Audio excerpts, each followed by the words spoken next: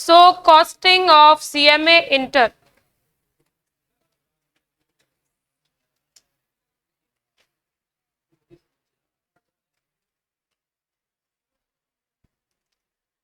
पहले मैं ये बता दूं, मेरे हिस्से में आपकी कॉस्टिंग के कौन कौन से टॉपिक्स हैं, पेपर का क्या पैटर्न रहता है, ये आप लोग ऑलरेडी अवेयर होंगे क्योंकि सब फैकल्टीज रिपीट कर चुकी होंगी। तो आपके कॉस्टिंग के जो चैप्टर्स मैं करवाऊंगी, those are book keeping, process costing, contract costing, marginal costing, standard costing, एक इसी से रिलेटेड होता है रिकॉन्सिलिएशन। उसके अलावा भी कुछ हुआ तो ज्यादा से ज्यादा बजट हो रहेगा मेरे हिस्से में। तो ये सारे टॉपिक्स आपके मेरी क्लास में होंगे। बाकी के लेफ्ट आउट टॉपिक्स आपको जय सर ने ऑलरेडी स्टार्ट करवा दिए हैं। होपफुली दोनों की क्लास पैरेलल चलेगी, तो आपको टाइम से सिलेबस कंप्लीट करके टाइमली रिवीजन करके उसके बाद में इंटर में सिलेबस कंप्लीट करना is not a big task. हम करवाएंगे, आप कर लेंगे, पर उसके बाद में उसको पेपर तक लेके जाने के लिए आपको चाहिए कम से कम 2 रिवीजन। तो टाइमली जितना जल्दी सिलेबस कंप्लीट होगा उतनी रिवीजन आप कर पाएंगे और फिर आप टेस्ट सीरीज देंगे। उसके बाद यू आर ऑल रेडी और all set to go for the exams. ठीक है, मैं किससे शुरू करती हूँ?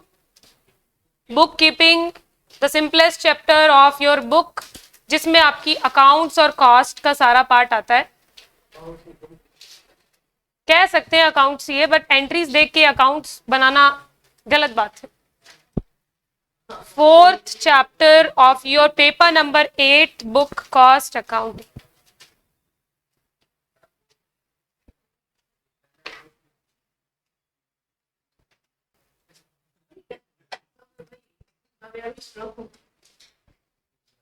देखिए, ये 2 वर्ड्स है, फाइनेंशियल अकाउंटिंग और कॉस्ट अकाउंटिंग। जो लोग फाउंडेशन पढ़ के आए हैं उनको तो एक पेपर का नाम याद आ गया होगा इससे। पेपर नंबर 2 में कंबाइन थे फाइनेंशियल अकाउंटिंग और कॉस्ट अकाउंटिंग। और अब इस चैप्टर में हम ये देखेंगे कि इन दोनों में फर्क क्या है और क्यों है। पहले मुझे ये बताओ, फाइनेंशियल अकाउंटिंग और कॉस्ट अकाउंटिंग का अगर नॉर्मल लैंग्वेज में बात करें तो आपको कौन सा सब्जेक्ट इसको देख के याद आता है और कौन सा सब्जेक्ट इसको देख के याद आता है? आपके जो इंटर में 8 सब्जेक्ट है ना, उनमें से फाइनेंशियल अकाउंटिंग शब्द सुन के कौन सा पेपर नंबर याद आ रहा है? FA। कौन सा पेपर नंबर है FA? Paper number. और इसको देख के क्या याद आया? Paper number 8 cost. तो ये क्या चैप्टर है? ये इन दोनों के बीच का ब्रिज। ये बताता है कि ये फाइनेंशियल अकाउंटिंग और कॉस्ट अकाउंटिंग में किस तरीके से ट्रांजैक्शन को रिकॉर्ड किया जाता है। शुरू करने से पहले कॉस्टिंग, कॉस्ट, कॉस्ट अकाउंटिंग ऐसे करके हम अपनी बुक के कई नाम बोल दिया करते। किसी को तो सुना होगा, आपने सुना होगा कहते हुए पेपर नंबर 8 इज कॉस्ट, किसी को सुना होगा paper number 8 is cost accounting, कोई कहता है कॉस्टिंग। जरा एक बार अपनी बुक को बंद करके नाम पढ़ के बताएंगे क्या है? Cost accounting. तो आज की बात से आप क्या सब्जेक्ट पढ़ते हैं? Cost accounting. फर्क क्या है तीनों में? कॉस्ट, कॉस्टिंग और कॉस्ट अकाउंटिंग, क्या फर्क लगता है आपको इनमें?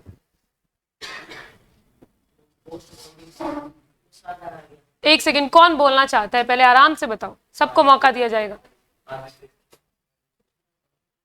अब जब बोला तो कोई याद ही नहीं आ रहा किसी को। हाँ वही है, अलग थोड़ी होता है। आपने जो फाउंडेशन में पढ़ा दैट इज फॉर एवर। मैंने आपको बोला था इंटरव्यू तक वही काम आएगा, है ना? तो क्या याद है आपको कॉस्ट अकाउंटिंग, कॉस्टिंग और कॉस्ट में क्या फर्क है? हाँ बताओ। कॉस्ट तो है असेसमेंट ऑफ, जैसे कोई एक प्रोडक्ट हुआ उसकी सारी जितनी उसकी लागत लगी सारे को ऐड करना, वो होता है कॉस्ट। कॉस्ट होती है। और कुछ प्रोसेस होता है ना, उसको कहते हैं कॉस्टिंग। जैसे सारी लागत करने को ऐड करने को, वो प्रोसेस को कहते हैं कॉस्टिंग। ठीक है। और कॉस्ट अकाउंटिंग हो गया डिसिप्लिन, डिसिप्लिन या सब्जेक्ट। ठीक है, परफेक्ट। देखो कोई भी चीज ले लो, ये अंकिता की बॉटल मुझे बहुत सुंदर लग रही है, ये उठा लेते हैं। ठीक है, ये बॉटल है, ये आईडिया से कितने रुपए की होगी? अरे कुछ भी बोलो, क्या फर्क पड़ता है? ये ज्यादा नहीं हो रहा है? चलो 50 रुपीज की है, ठीक है, आपने बोला ये 50 रुपीज की है, तो जिसने बनाई है उसने कुछ तो मुनाफा कमाया ही होगा, तो उसकी कितने में बनी होगी? ये मान लो उसको 40 रुपीज की पड़ी वो, तो ये जो उसने उस बॉटल की कॉस्ट निकाली, इसको आप बोलेंगे कॉस्ट। और जब वो ऐसे कैलकुलेटर लेके बैठा होगा जोड़ने के लिए कि मेरे को इसको बनाने में ये सामान लगा, ये लोग लगे, इन्होंने पैसे लिए, बिजली लगी, मशीन लगी, सारा खर्चा तो जब जोड़ा होगा, वो प्रोसेस को क्या बोलेंगे? कॉस्टिंग।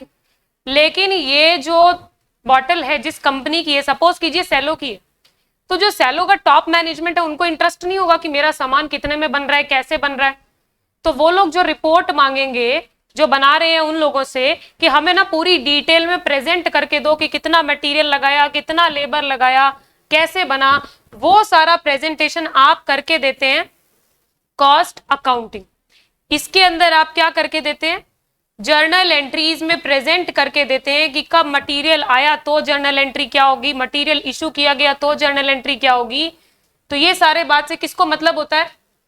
मैनेजमेंट को। So cost accounting is for the management, ठीक है। कॉस्ट अकाउंटिंग और फाइनेंशियल अकाउंटिंग के बारे में समझाने से पहले आपको इसका डिफरेंस समझाना जरूरी है।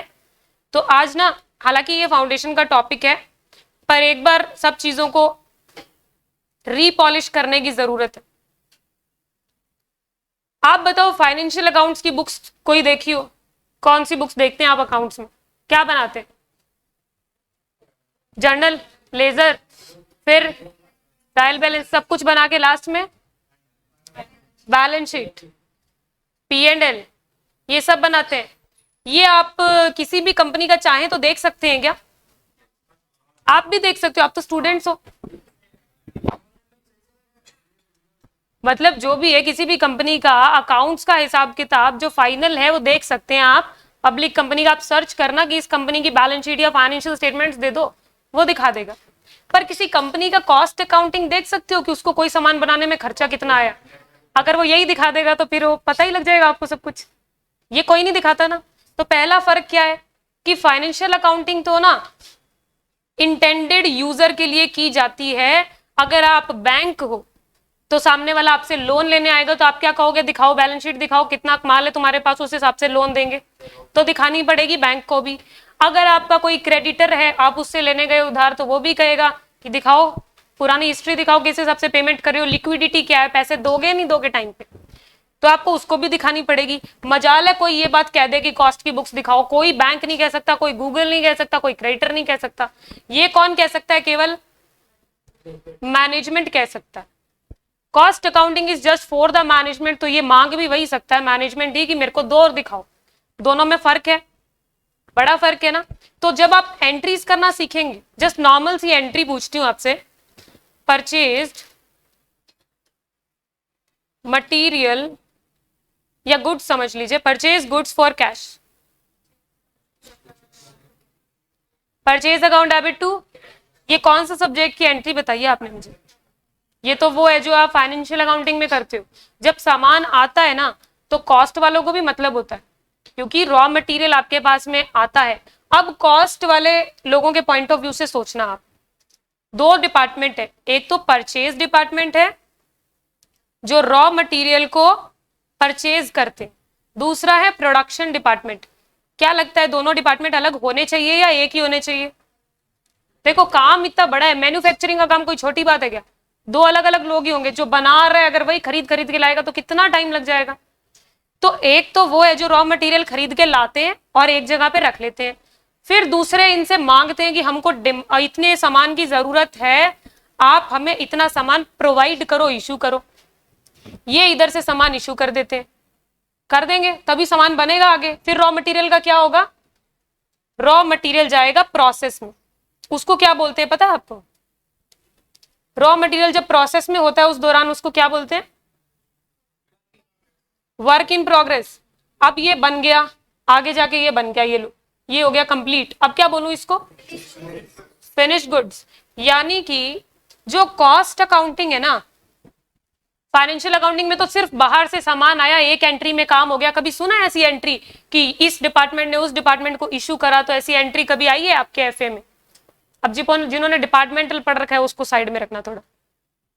आज तक आपने जितनी भी अकाउंट्स पढ़ी है, मैंने आपको बोला परचेज गुड्स फॉर कैश, आपने 1 सेकंड में एंट्री बता दी।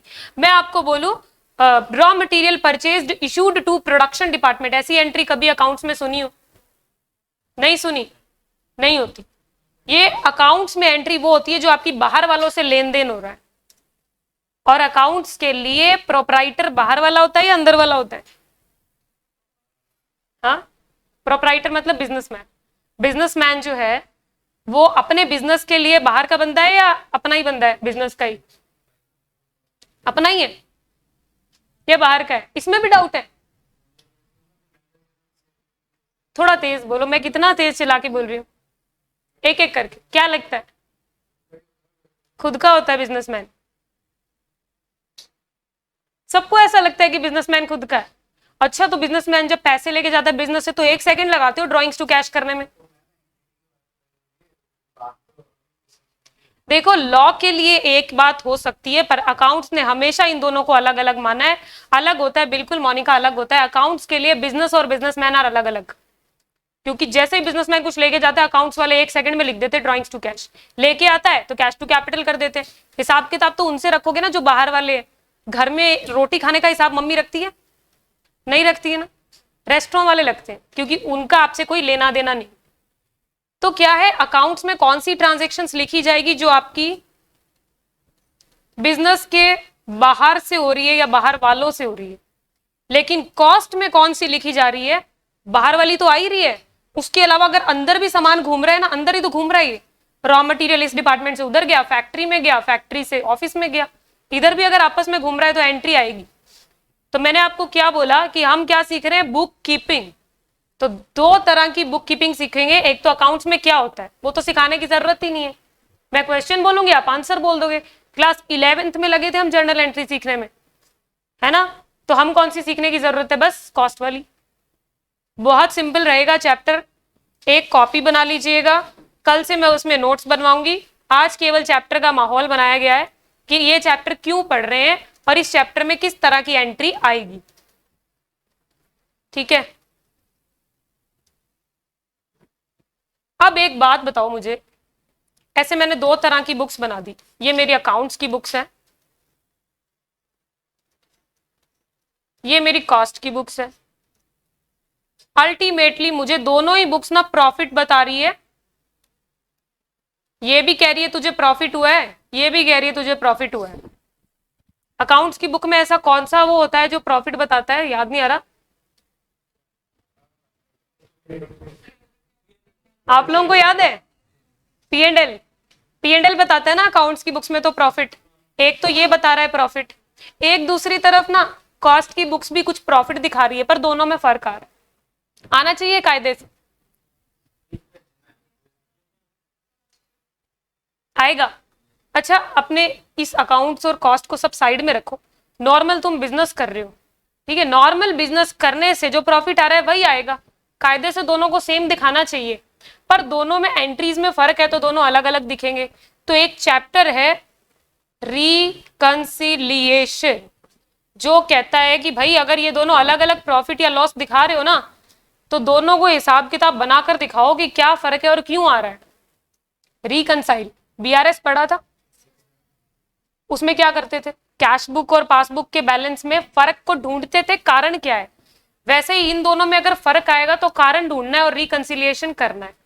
ये आपका बुक कीपिंग के बाद जो चैप्टर होगा वो, ठीक है? अब आपका ये डिफरेंस तो आप रिकंसाइल कर लेंगे, अलग चैप्टर में जाएगा वो। इस चैप्टर में हम केवल इतना सीखेंगे कि दोनों सब्जेक्ट में जर्नल एंट्रीज कैसे करनी है। ये चैप्टर आपका है कितने मार्क्स का? जरा अपनी बुक के इंडेक्स में देखकर बताइए बुक कीपिंग की वेटेज क्या है? 10%, यानी रिकंसिलिएशन के साथ में सब मिला के इधर दो, सब मिला के 10% है। ये आपका 10 मार्क्स का चैप्टर है ना, और इसके अंदर बस एंट्री सीखनी है। जो कॉपी में एक बार मैंने आपको एंट्रीज लिखवा दी, अगर वो कॉपी तब तक भी संभाल ली ना, तो ये 10 मार्क्स कहीं नहीं जाएंगे। उसमें ऐसा कुछ भी नहीं है जो उससे बाहर आता हो।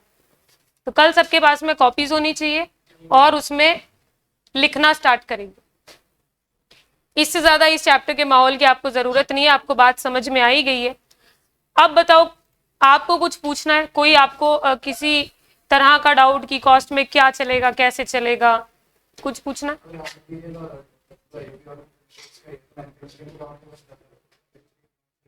वो तो फाइनेंशियल अकाउंटिंग में बन रहा है ना।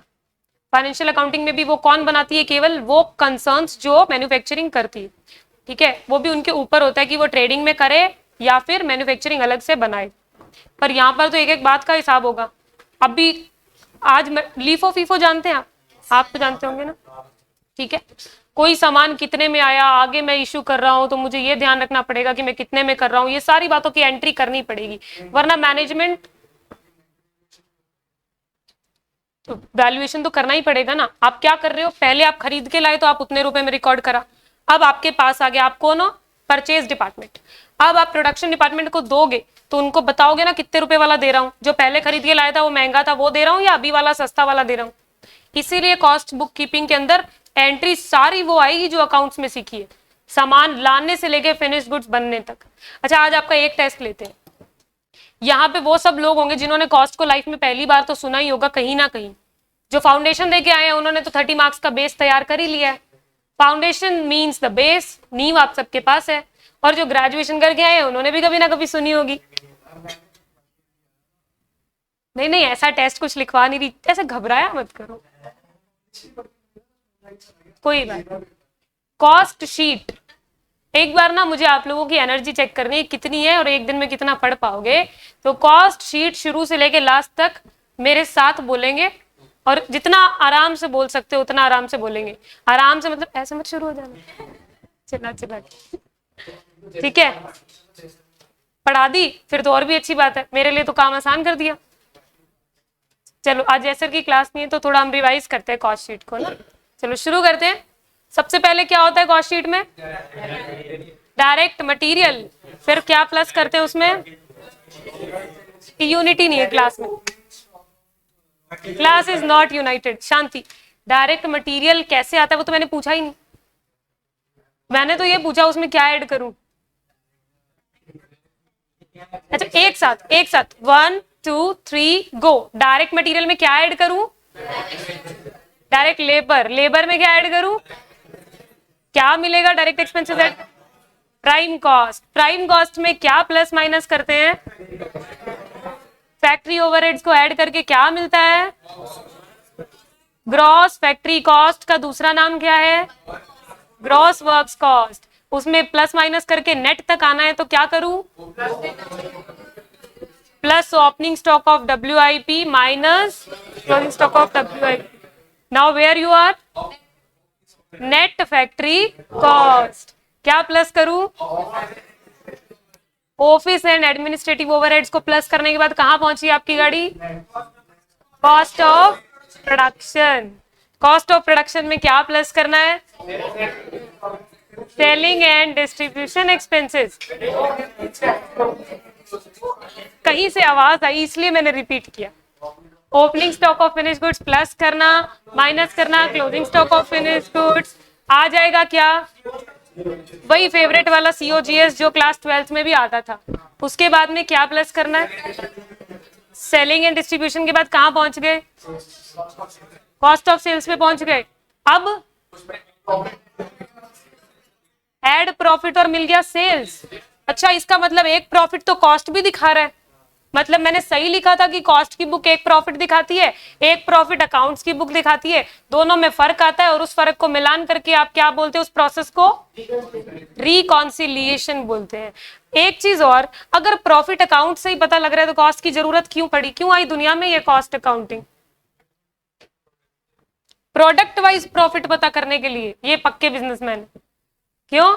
क्योंकि अगर आप 4 प्रोडक्ट बनाते हो, चारों को सेल करते हो, तो अकाउंट्स की बुक तो खाली आपके बिजनेस का प्रॉफिट या लॉस दिखाएगी। मुझे कैसे पता लगे कि इनमें से कौन सा प्रोडक्ट मुझे घाटा दिला रहा है और उसको मैं बंद कर दूं? उसको मैं आगे से नहीं बनाऊंगी, आगे से बेचूंगी भी नहीं। जिससे ज्यादा प्रॉफिट हो रहा है उसको मैं डबल बनाना स्टार्ट कर दूंगी, डबल सेल स्टार्ट कर देंगे। ये बातें बता रहे, कौन बता रहा था? कॉस्ट। इसीलिए कॉस्ट आई, इसीलिए आपको 2 अलग अलग पेपर पढ़ने पड़ रहे हैं, और इसीलिए इस मैडम को दोनों के बीच की ब्रिज बतानी पड़ रही है कि क्या फर्क है और कैसे पहुंचेंगे दोनों को एक दूसरे तक। ठीक है, अब हम कल पहुंचाएंगे इनको एक दूसरे तक। That's it for today.